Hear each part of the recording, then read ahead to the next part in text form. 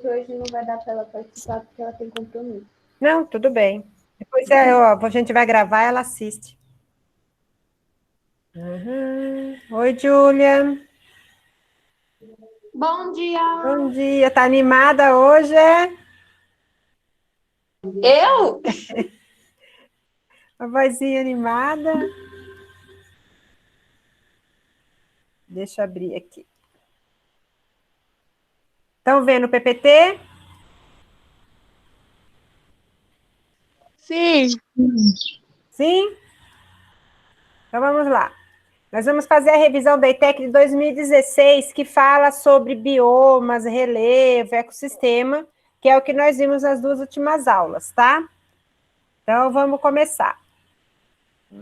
Apresentação do começo. Primeira, quem gostaria de começar a ler?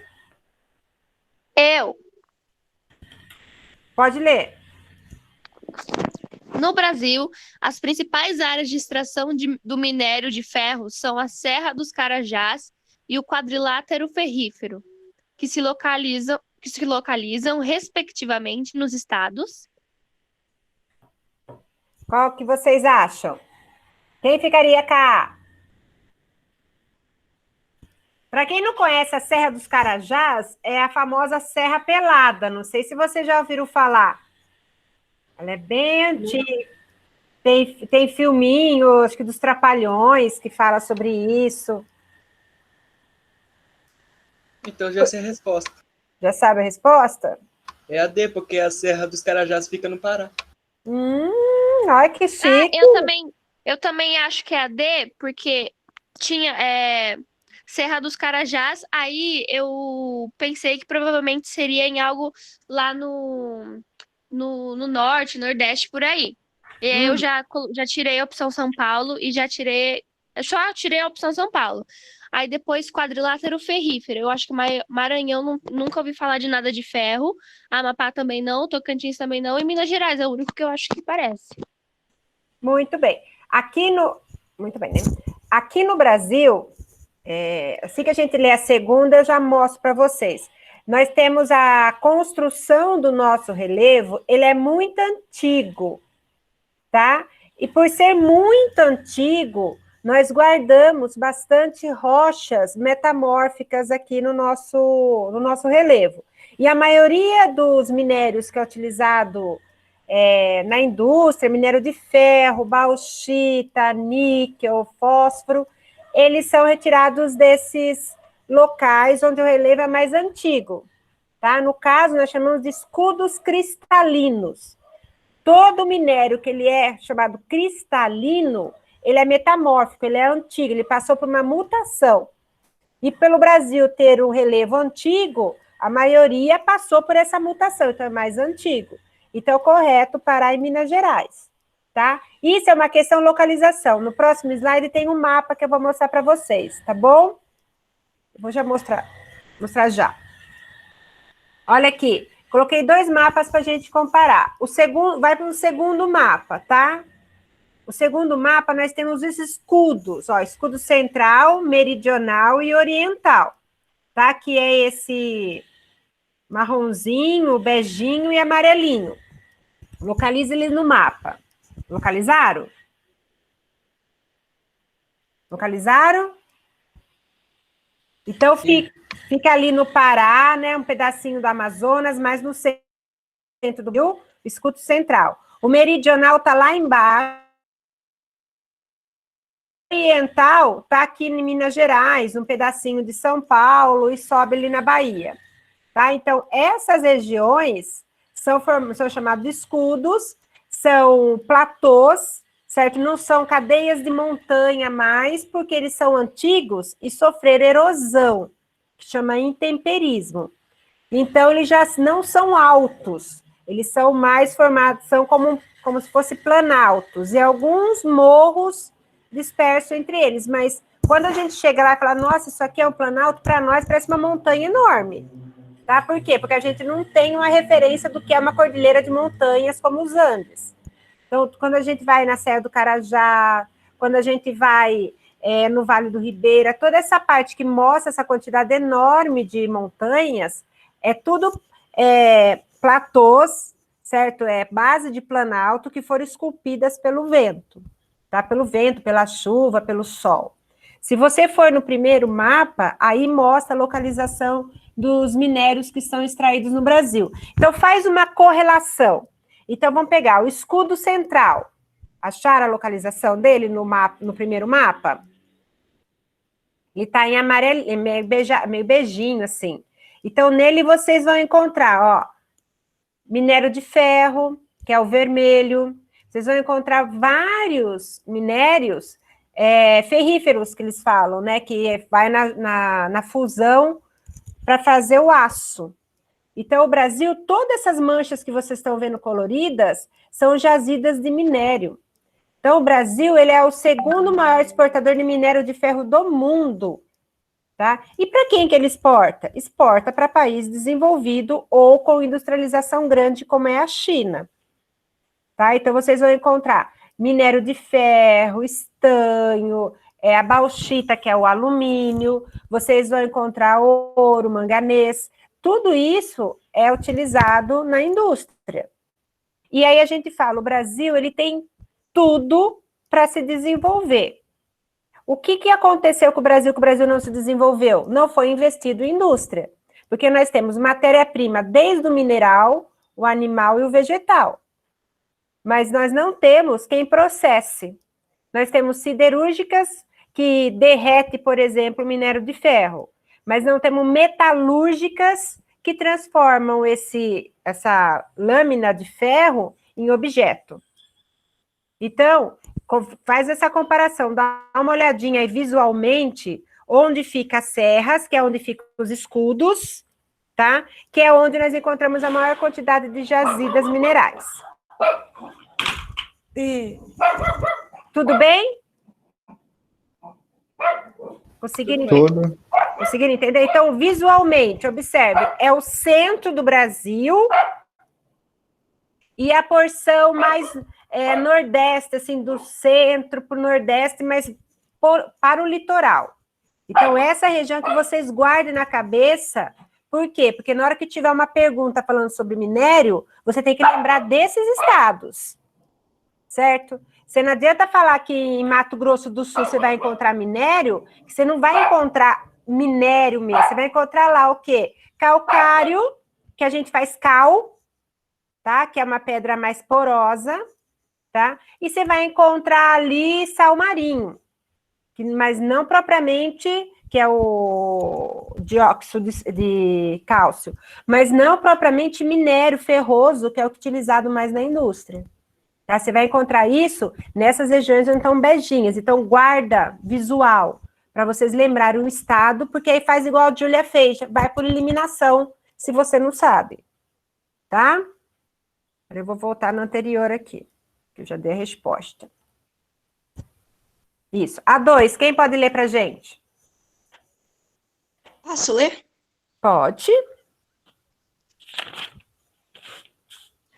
Pode começar. O Brasil é um dos maiores produtores mundiais de soja em grãos. Nas décadas de 1960 e 1970, na região sul, era a principal produtora de soja no Brasil. A partir da década de 1980, a produção de soja se expandiu para a região centro-oeste em função, entre outros fatores, da topografia favorável à mecanização, o que propicia maior rendimento nas operações de preparo do solo para cultivo. Atualmente, o estado brasileiro que mais produz esse grão é o país. Isso. E o país que mais importa esse produto do Brasil são, respectivamente... E aí, o que vocês acham? Vocês acham que é o Pará, o estado que mais produz soja, e os Estados Unidos que mais compra? São Paulo e Austrália, Paraíba e Dinamarca, Pernambuco e Japão, ou Mato Grosso e China? O que vocês acham? Mato Grosso e China. Mato Grosso e China. O Luan hoje tá fera, hein? Isso mesmo. Mato Grosso e Mato Grosso do Sul são chamados estados celeiros do Brasil. Lá tem a maior produção de grãos, tá? E a China é quem mais compra do Brasil. Se tivesse Mato Grosso e Estados Unidos e não tivesse a China, poderia ser uma resposta também. Por exemplo, Mato Grosso do Sul e Estados Unidos, e não tivesse a China, tá? Os Estados Unidos é o segundo maior comprador de grãos do Brasil, tá? Tudo bem? Tudo bem. Sim. Terceira, quem pode ler? Eu, Quem? Eu identifiquei a voz? Ana Paula. Ana, por favor, Ana. A colonização do norte do Paraná ocorreu principalmente pela expansão da cafeicultura. Para que essa ocupação ocorresse, um dos fatores decisivos foi a presença de um solo muito fértil denominado. Como que vocês acham que chama esse solo fértil? Hein? Eu acho que eu sei, porque eu já vi em algum lugar. Esse solo aí é...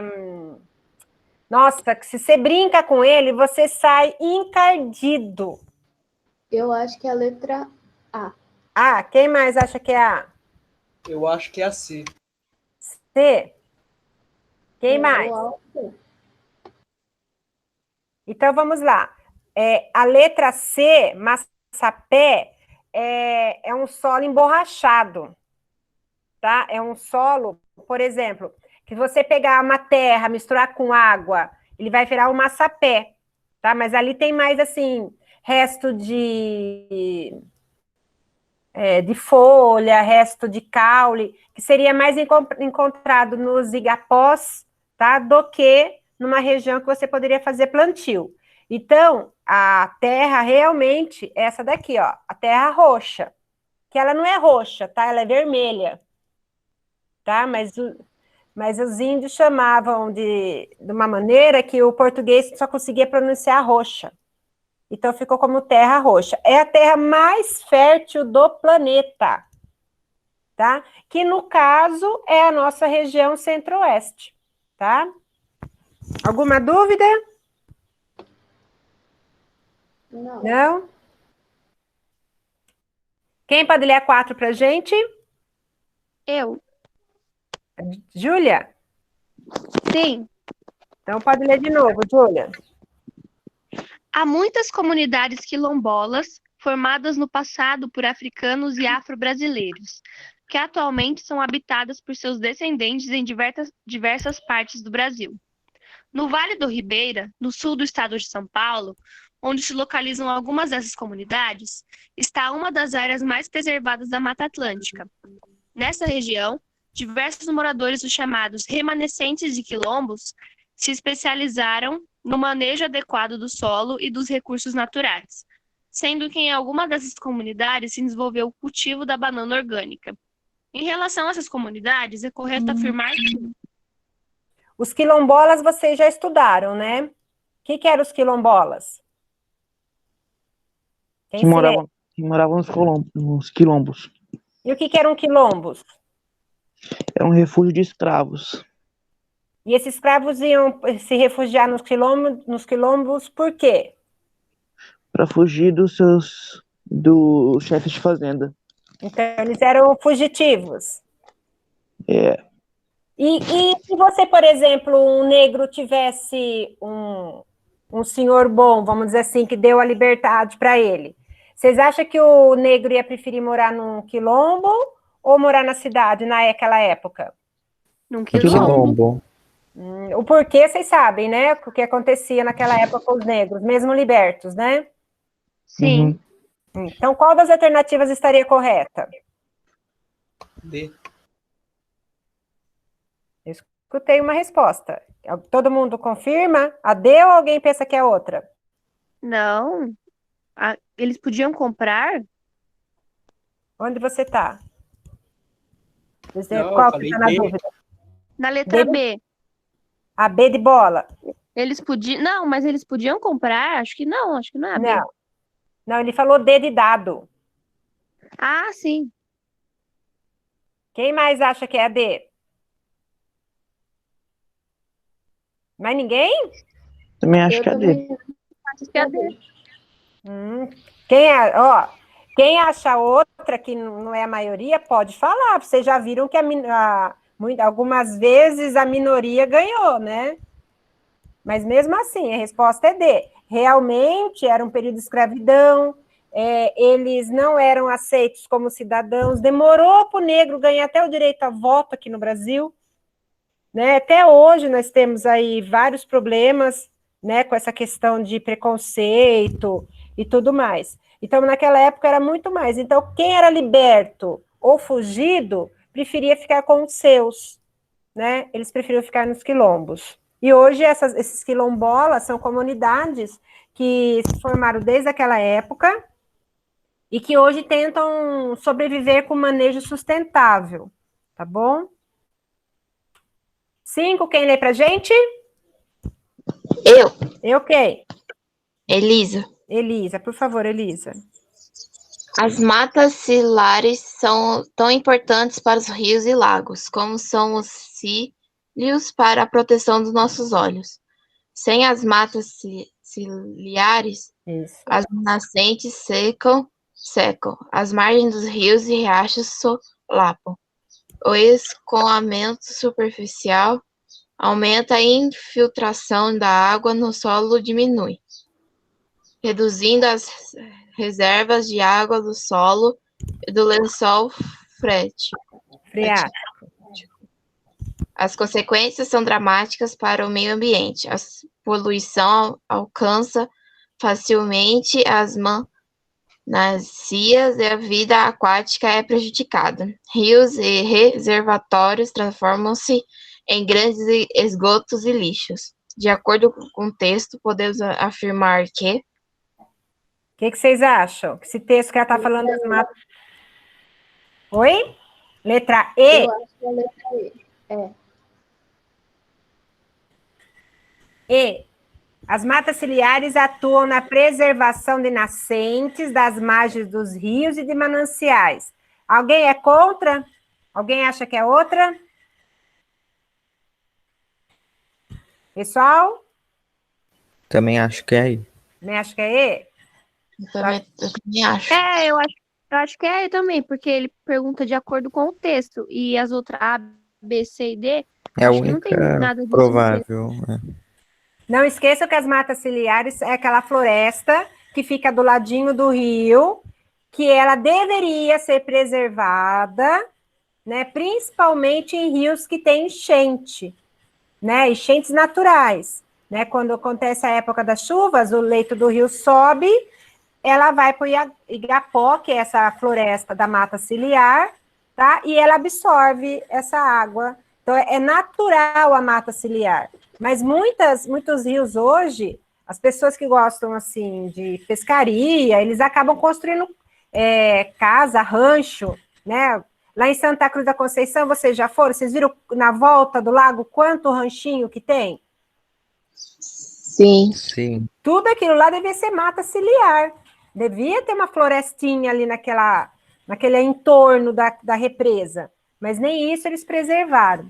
Tá? É muito importante. Então, vocês estão corretíssimos, a letra é E. Tá? Então, nunca se esqueçam. A mata ciliar, ela é aquela floresta que fica do lado do rio. Ela é muito importante para a preservação do rio. Sem a mata ciliar, até esse solapam é escavar. Tá? Até o rio, ele vai aumentando o leito dele. Imagina assim, você vai aumentando o leito e vai diminuindo a vazão, ele vai ficando plano, a ponto dele desaparecer. Então, por isso que é muito importante, é uma delimitação essa mata ciliar também. Quem que lê a 6 para a professora? Eu leio. Posso ler? Quem que falou? Passou aí, Yuri? É. Isso, pode ler, Yuri.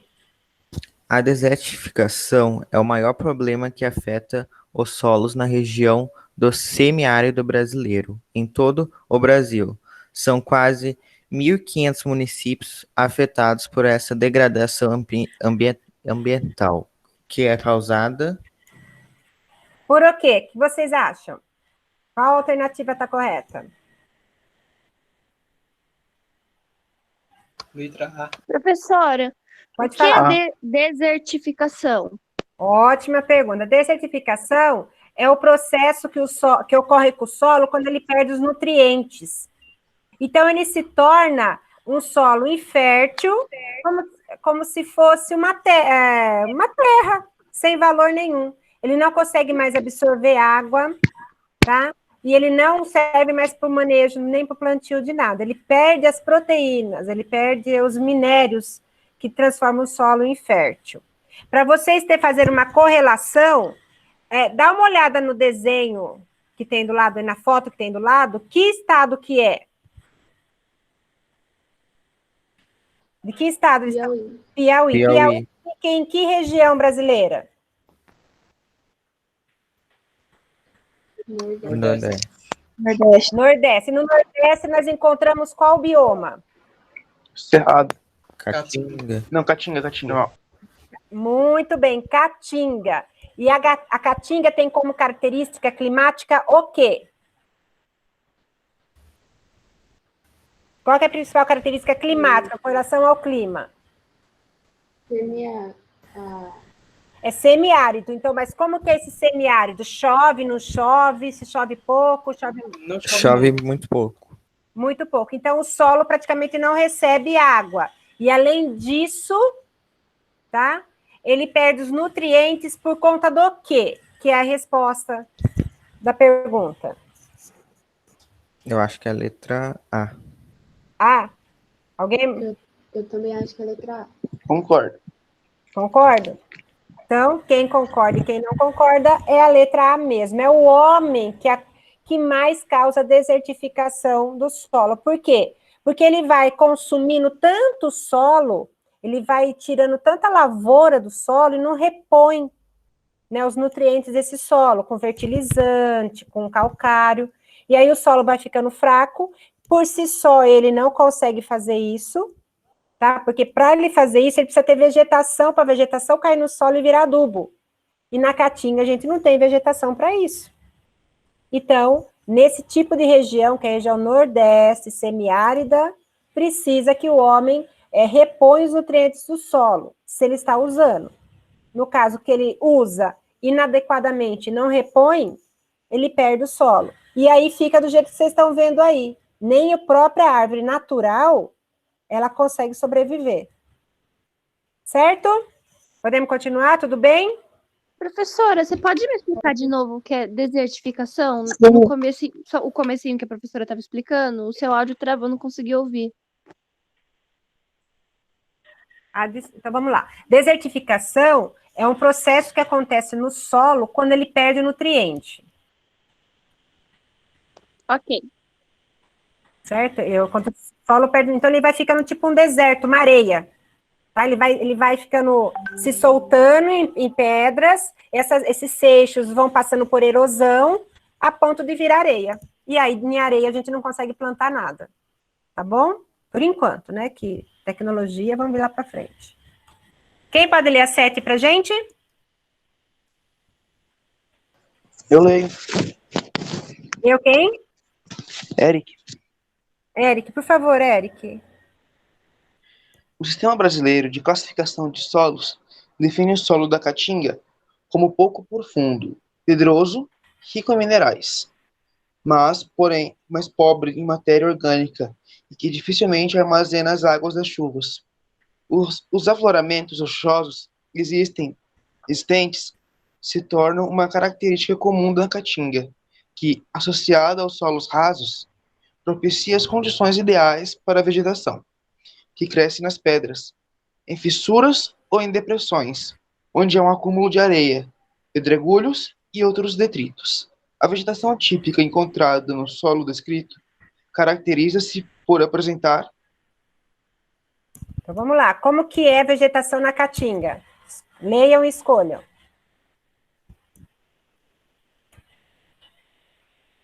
Nós falamos aula passada.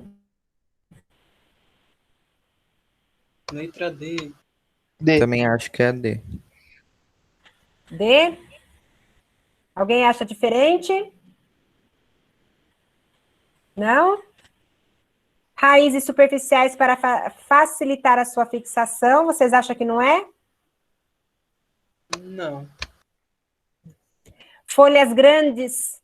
Vocês acham que tem folhas grandes na caatinga? Igual na floresta Não. amazônica? Não. Raízes respiratórias, igual tem no igapó. Não. Folhas pequenas modificadas em espinhos, Sim. que são chamados o que mesmo? Como que chama essa árvore? Essa planta, perdão, não é? Cactos, muito bem. Então, letra D, tá bom? São os cactos, que são plantas chique-chique. Lembra do chique-chique? Característica da caatinga. Muito bem. Oitavo, quem pode ler? Eu. A Júlia de novo? Sim. Então, pode ler, Júlia. Ok. Você sabia que o rio Tietê significa, em língua tupi, água verdadeira? Esse rio tinha grande importância, mesmo antes da chegada dos colonizadores, para todos os que viviam perto dele. Uma vez que suas águas fertilizavam o solo das suas margens, após as cheias, ajudando a trazer boas colheitas e fartura às comunidades próximas. Sobre o papel deste rio na história brasileira, é correto afirmar que O que vocês acham aí? Dá uma lida, lembra da colonização do Brasil, a importância dos rios. Eu coloquei aqui do lado, pra vocês saberem que o Rio Tietê, ele nasce na Serra do Mar e deságua no Rio Paraná. Então, ele nasce no litoral e corta o estado de São Paulo inteirinho e vai para o interior. Ele faz um percurso diferente de muitos rios que nascem no interior e vão para o litoral desaguar no oceano. Tá? Ele faz ao contrário, ele nasce na Serra do Mar, lá próximo do oceano, e corta todo o estado de São Paulo, indo lá para o interior. Qual que é a importância histórica desse rio, da bacia do Rio Tietê? Eu acho que é A, mas não tenho certeza. Eu diria que é A. A, Luan é A, Yuri é A, alguém mais? Acha uma diferente?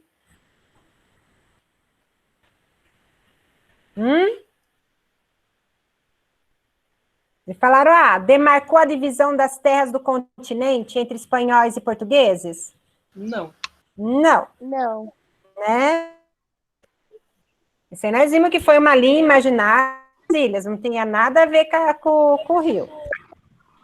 C, garantiu a permanência dos povos indígenas às suas margens até o presente?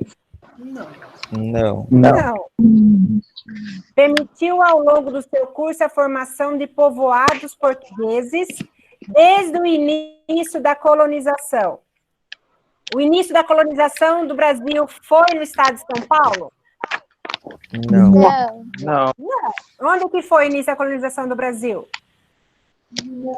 No litoral. No litoral, mas em que região do litoral? Nordeste. Nordeste, isso, lá para Porto Seguro, Salvador, que foi nossa primeira capital. Viabilizou o desenvolvimento urbano e industrial da atual cidade de São Paulo. Essa daqui vocês até poderiam confundir, né? Porque vocês sabem que o Rio Tietê passa na cidade de São Paulo. Mas a cidade de São Paulo ela não foi desenvolvida na margem do Tietê, foi na margem do rio Ipiranga. Tá? É outro rio, que também passa na cidade de São Paulo. Então, era a letra A mesmo. Nossa, pessoal, olha, eu queria que a prova fosse semana que vem já, que vocês estão muito bem, viu? Não. Quem lê a 9 pra gente? Posso ler? Eu. Não precisa brigar vocês dois. Quem quer ler? Tem mais uma depois. Eu leio. Lê, Yuri, então. Na cidade de São Paulo, no início do século XX, Isso. a prática do futebol começa a se espalhar entre os trabalhadores. Nos finais de semana, era comum o encontro de pessoas para jogarem futebol na áreas de várzea. Várzea. Daí surge a expressão futebol de várzea, bem antes do esporte se tornar profissional. A área conhecida como várzea significa... O que vocês acham que é a várzea? Nós vimos isso quando nós falamos da floresta amazônica. Qual B? letra que... B de bola? Quem acha que é outro? Eu tô em dúvida entre a A e a E.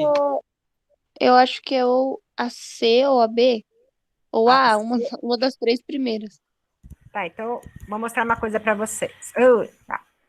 Aqui, ó, presta atenção, ó. Eu coloquei a primeira imagem para vocês verem, né? Aqui, por exemplo, tem um rio, que é esse azulzinho, tá? A primeira mata ciliar se chama mata de igapó. A segunda mata ciliar chama mata de várzea.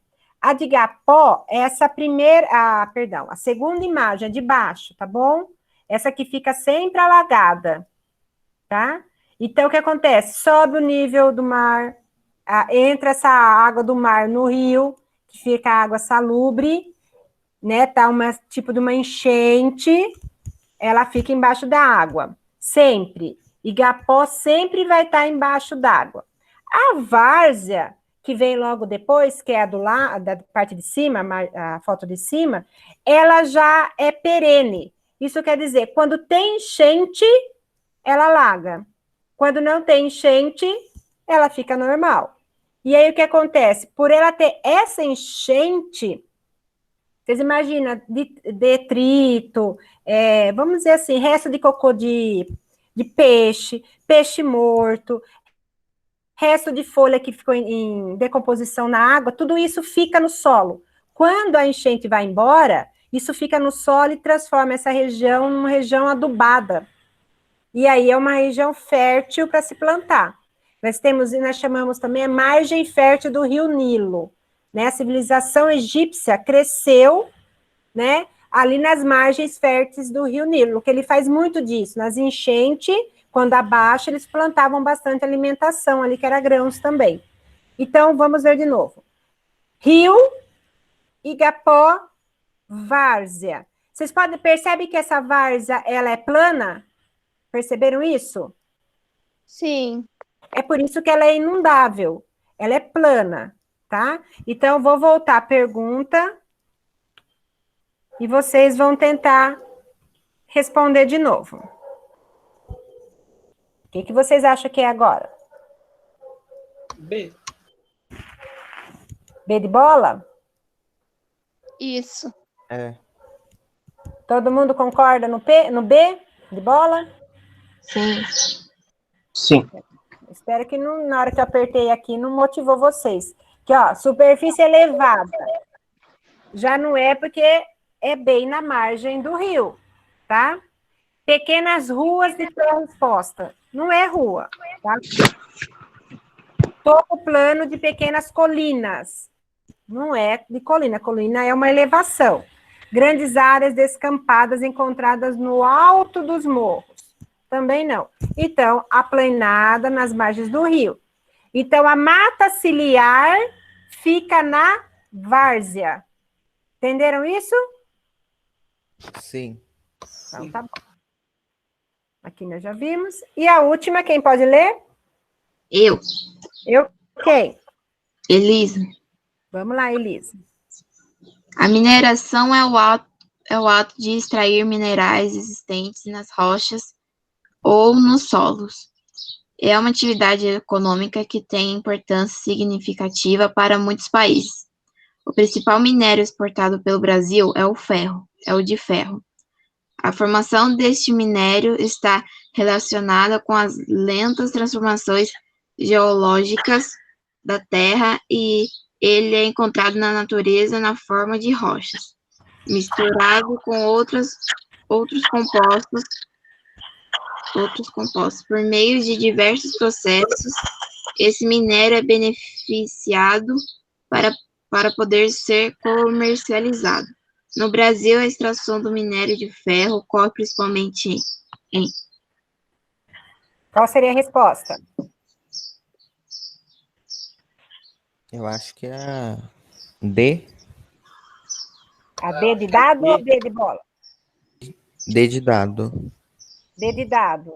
Quem acha que é outra? Professora, Oi, eu não pode lembro perguntar. eu não lembro o que é escudo cristalino. Escudo cristalino são formações de relevo, certo? Que eles são de dobramentos antigos, tá? E quando a gente fala cristalino, o cristal, é uma rocha que passou por modificações. Então, ela é chamada de rocha metamórfica, tá? Então, escudo cristalino, é uma formação rochosa antiga, tá? E como que veio a formação rochosa? Pela movimentação das placas tectônicas, tá? Entendeu? Eric? Alô? Apagou? Acho que ele caiu porque ele saiu da reunião. Ah, coitado. Mas vocês entenderam o que é escudo? Foi mal, professora, caiu aqui o negócio. Mas você conseguiu escutar a explicação ou não? Só o finalzinho que não entendi muito bem, que caiu. Vai. Então, os escudos cristalinos são formações rochosas antigas, tá? De rochas, principalmente metamórficas, que passaram por uma transformação química, física ou biológica, tá? No Brasil, nós vimos aquele mapa do Brasil, aquela região dos escudos, são relevos antigos. Então, é onde que vai se encontrar o minério de ferro, a bauxita, entre outros recursos minerais, tá? Então, o escudo cristalino é um modelo de relevo, tá? No caso aí, nessa imagem, dá para você perceber o que é um escudo cristalino atrás. Você está vendo a montanha lá atrás? Vocês Sim. conseguem ver lá atrás? Não o primeiro foco, o foco de trás. Aquilo lá são escudos cristalinos. Por quê? Porque essas montanhas, elas eram muito mais altas. Tipo assim, imagina o pico da montanha. Esse pico, né, foi sendo perdido pela erosão. Então, ela ficou essa parte aplanada sobre a montanha. Isso aí são chamados de escudo. Entenderam? Entendi. Entendeu? Esse que você está vendo na primeira é a Serra do Carajás, tá? Esse buraco que vocês estão vendo aqui, esse buraco, era igualzinho o que tem lá atrás. O homem escavou tudo isso daqui para tirar minério de ferro. Certo? Cada um que vocês estão vendo aqui, ó, tudo isso aqui era igualzinho essas montanhas que vocês estão vendo atrás. E foi sendo escavado pelo homem para tirar o minério. E como é que tira o minério? Minério é rocha, é pedra. Tá? É pedra. Só que tem um valor econômico. Então, eles carregam tudo essa terra aqui, levam para um beneficiamento, eles fazem a lavagem dessa rocha, então ela tira todo o acúmulo de terra, é por isso que tem aquelas barragens, igual do Sobradinho lá que estourou, porque toda esse resto de terra, né, embarreada, ela tem que ficar em algum lugar, não pode voltar para o rio. Então, fica nessas barragens. Tá? É por isso que eles falam que é perigoso a barragem estourar, porque é milhões e milhões de litros d'água. Tá? Então, tudo que vocês estão vendo aqui na frente, na primeira imagem, na frente da imagem, era antigo, antigamente era igualzinho que está lá atrás, com floresta, tá? Com essa parte toda que é o escudo, que é essa parte de cima plana, que já foi escavada pela erosão do tempo. Entenderam isso? Sim. Sim. Toda vez que falar minério de ferro, bauxita, níquel, tudo que você remete para ferro, ferroso, é em escudo cristalino, tá? Faz essa relação que aí vocês não erram, tá? Bauxita, tudo que pode virar alguma coisa ferrosa, né, que ocorre erosão, desculpa, não é erosão não, ferrugem nele, tá? É de escudo cristalino, é retirado de um escudo cristalino, tá? Então, qual que é a resposta? D. Aqui, ó, não pode ser bacia sedimentar, porque em bacia sedimentar... O que é uma bacia sedimentar? É onde passam rios, tá? O que você pode encontrar de minério em rios? Ouro, por exemplo. Por quê? Porque o ouro, ele vem de um escudo cristalino. Só que como sofreu erosão, todo o ouro que estava incrustado na rocha da montanha caiu, foi para baixo, foi para a bacia. E ele encontrou o rio. Então, ele ficou acumulado lá no leito do rio, tá? Então, você pode encontrar ouro em bacias sedimentares. Dobramentos modernos são montanhas mais novas, por exemplo, do Himalaia, tá? Que as ainda estão soerguidas, ainda estão no movimento de tectonismo, tá? Seria a depressão absoluta, você vai encontrar só no fundo dos oceanos, tá? Planície costeira litoral. Dificilmente você encontra algum minério em areia de praia, tá? Dificilmente não, só se alguém jogar, não encontra nada.